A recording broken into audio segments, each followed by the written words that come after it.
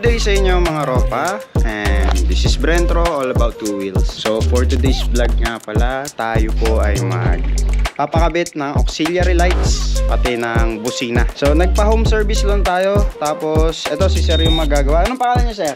Rap. Rap. Si Sir Rap ang may-ari nung Far Rides. Tama ba, Sir? Sa page, ayun yung page ko, Far Rides. Alright, so yun, ilalagay ko na lang dyan sa description, dyan sa baba, sa ating comment box. Lalagay ko dyan yung FB page ni Sir, yung Far Rides. So PM nyo na lang siya pagdating sa mga inquiries nyo, kung anong mga klaseng package ang gusto nyong i-avail pagdating sa mga auxiliary lights, busina, pag magpapakabit kayo. So bali wala pang shop si Sir, puro home service siya. Pwede rin sa bahay. Kung gusto nyo, kunwari, kasi pagka home service, meron nga charge kasi syempre may na ano tayo ng gas, mga gano'n, saka effort. Pwede rin sa bahay kayo pumunta kung gusto nyo medyo, gusto nyo mag-ride yun. Pwede sa bahay. Mayroon naman akong gawaan doon, pwesta. Alright, so, pwede kayo pumunta, drop by kayo sa mismong bahay ni Sir. So, saan yung location nyo, Sir? Sa Dupont Road, Pulo, Cabuyao, Laguna. So yun, narinig nyo na. Lalagay ko na lang dyan sa ilalim yung description, lahat ng detalye, kung saan yung mga contact si Sir, kung saan yung location. Yan. So kausapin nyo lang si Sir pagdating sa mga anong gusto nyong trip na auxiliary lights o MDL, lahat, busina. Tatanong pala natin kay Sir kung ilang taon niya nang ginagawa yung pag home service o paggagawa ng mga auxiliary lights. So Sir, ilang taon na kayong gumagawa ng mga ganito? Mga almost 4 to 5 years na. Matagal na rin ako. Dati kasi nag-home service lang din ako. Tapos parang extra lang. Tapos nakakuha ako dun sa tropa na may shop yun. Nag-pull tayo doon. Tapos yun, nung nagpaalam tayo sa kanya na yun, home service na lang ang ginawa natin.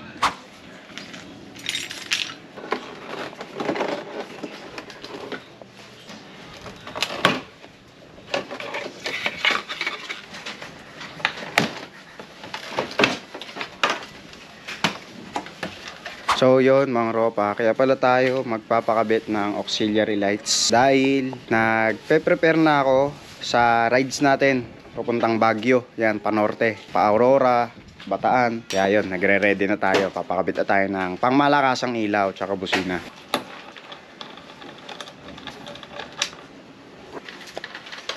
Yan, natatanggal na ni Sir yung mga pairings niya ni Deborah.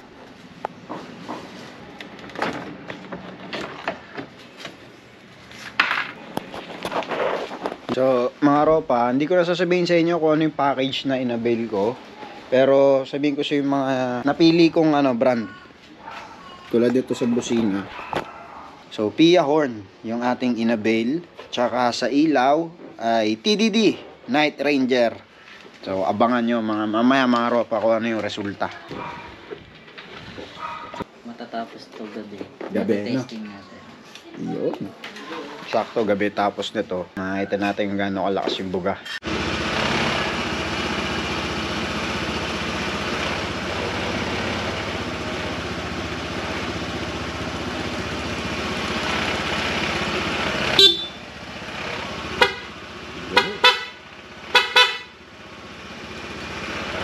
Yun.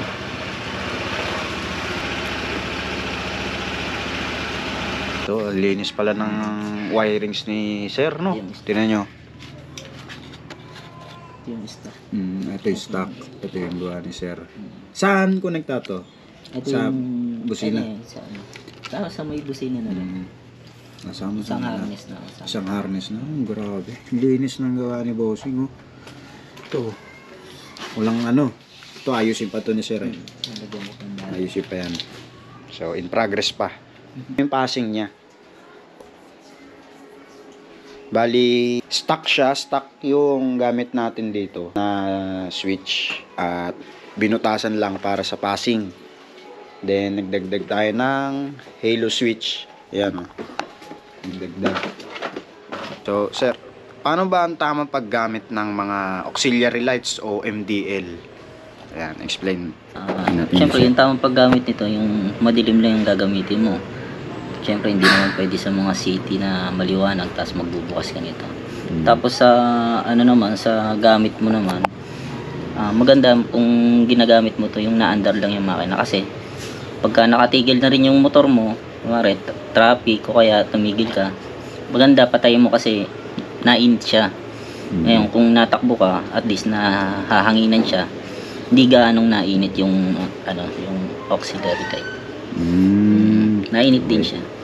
So yan mga ropa, naibalik na ni sir yung mga kaha. Naikabit na rin yung bracket para sa auxiliary lights sa TDD natin. So yung gamit na bracket natin is RM bracket. Ayan. So ayan, ganito siya. Ganito yung kabit sa kanya.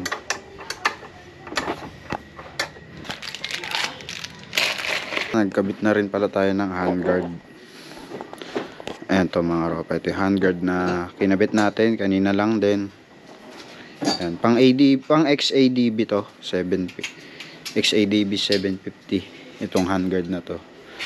May ginawa lang kaming modification ditong konti. Nag-grinder para sumakto. Ayan. Kabilaan. Ito yung tsura niya. Ayan o.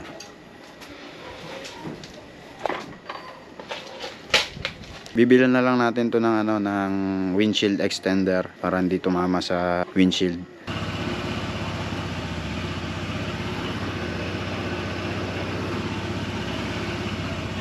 Solid yung boga oh.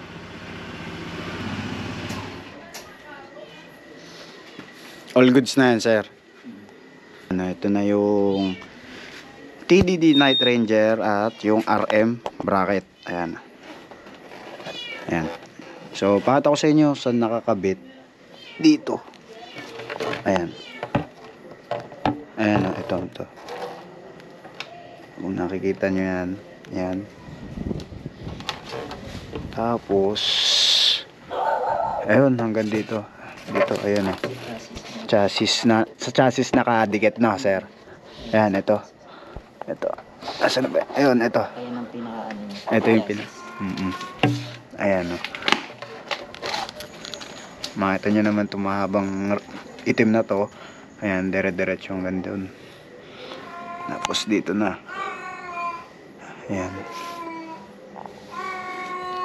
Ayan. Ito. Dito. May nakakabit din dito. Ayan.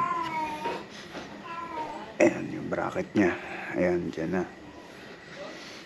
So, malinis yung gawa ni boss. Walang kalat. Walang hindi siya makalat tignan. Ayan. Maganda. Solid. Tas mamaya sa labas testing natin yung buga niya.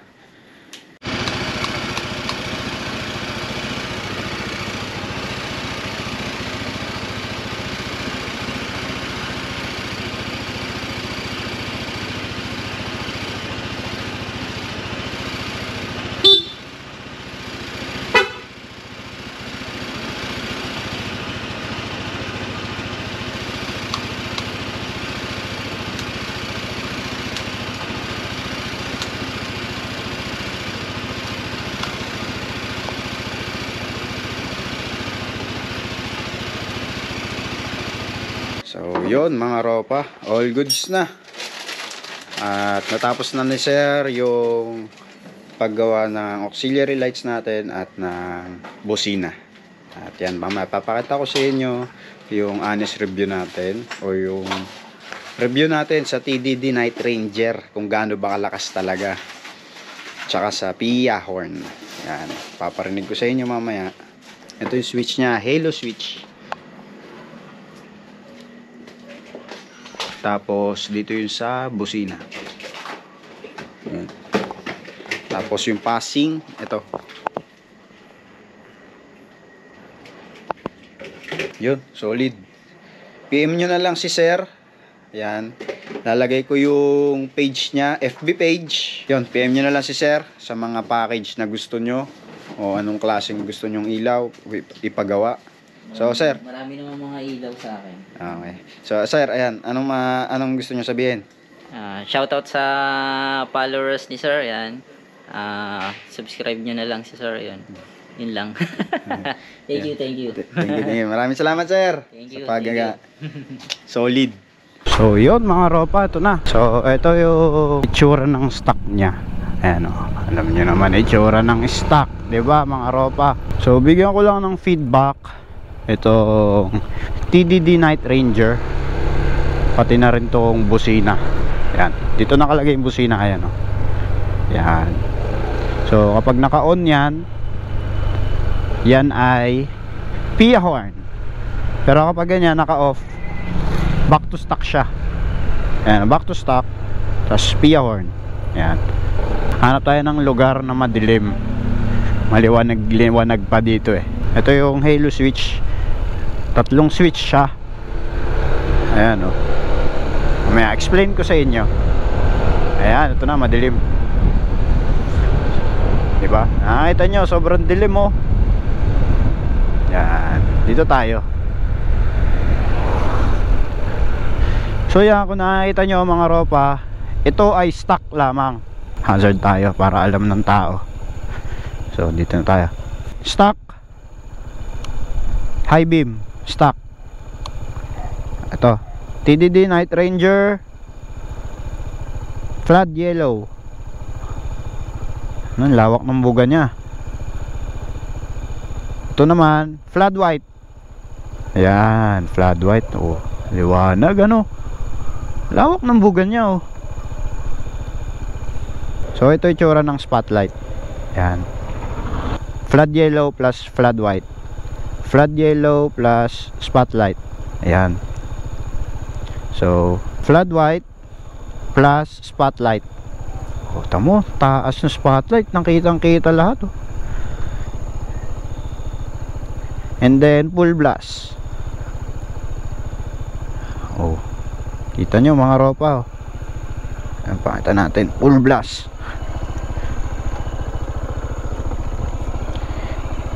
Yan ang itsura niya na full blast. Full blast. Lawak ng sakop. Ito full blast. Tingnan natin kung nakakasilaw ba sa malayo. Nakakasilaw siya. Ayan, nakakasilaw. And then off natin lahat kung gaano kadilim, diba? Yan ang itsura kapag stock lang ang gamit nyo. Ayan, sobrang dilim, diba? Sobrang dilim. Unlike do sa kanina na nakita natin, sobrang liwanag, abot hanggang doon sa puno. Kapag nasa sobrang madilim kayo, pwede nyo naman lahat gamitin.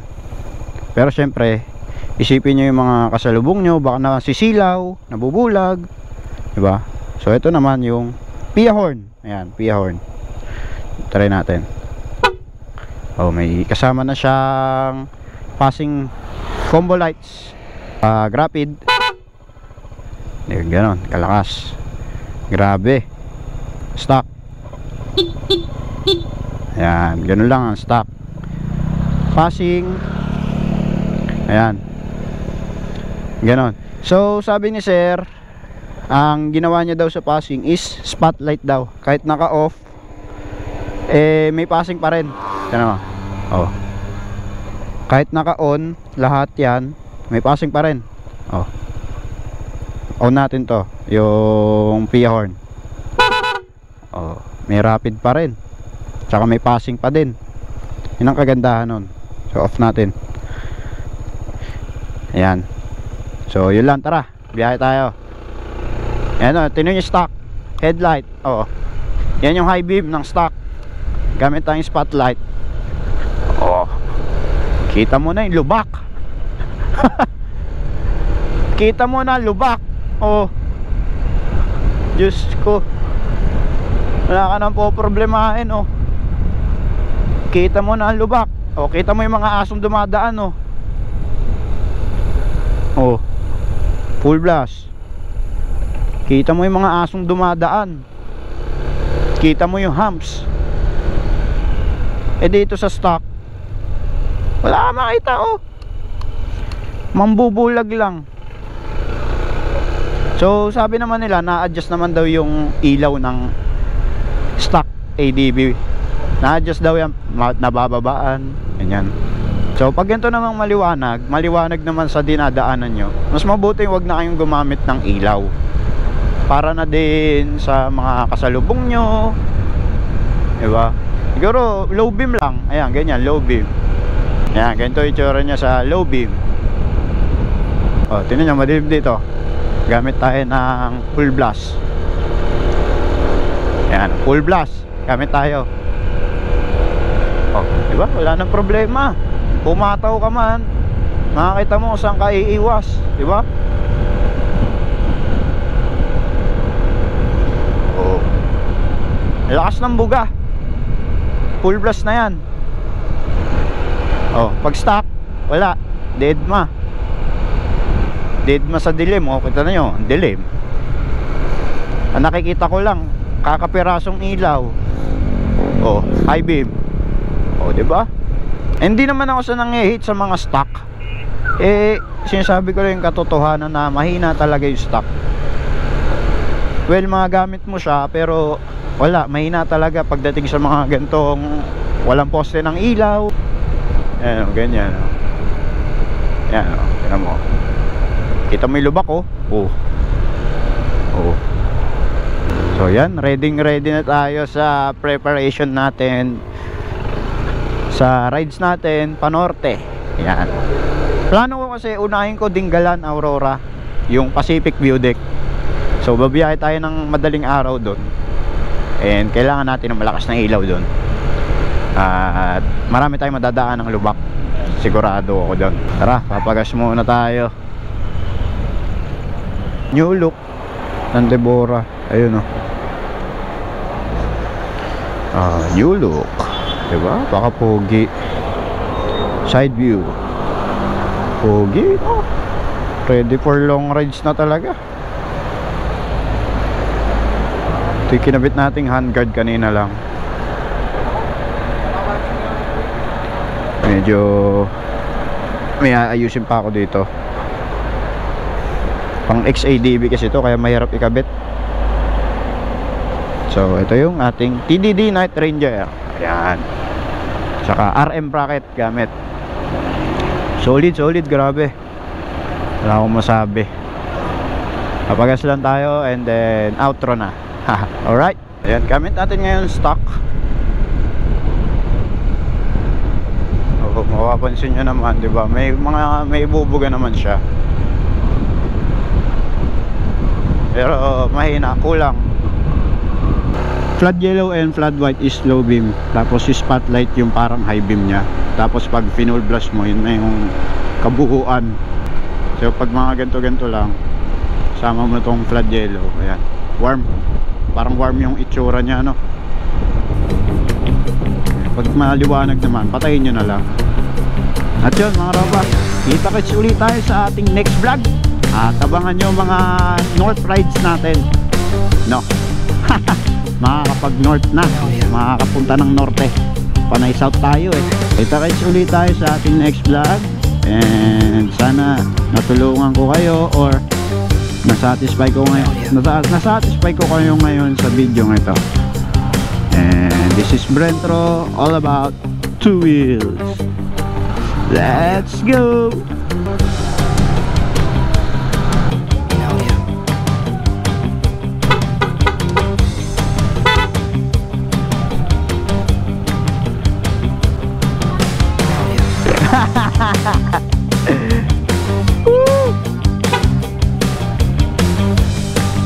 Pabukas. Pero pinull vlog ko para asa rin sila. Ha? Asan? Okay lang yan. Parang basurero.